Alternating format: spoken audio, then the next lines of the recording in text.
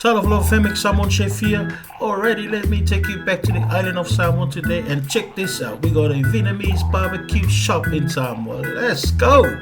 So it is $2. Let's check them out today. And they got barbecue plate, they got kebab.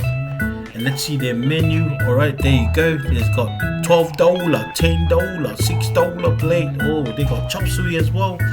Since more basic Manera. Oh, look at them greens. The green nuts right there. Plenty. Alright, let's order some food. First, I think we order like 6 plates. They got rice, man. They got sausage. Look at that setup, man. Vietnamese. Oh, so that's one of their plates.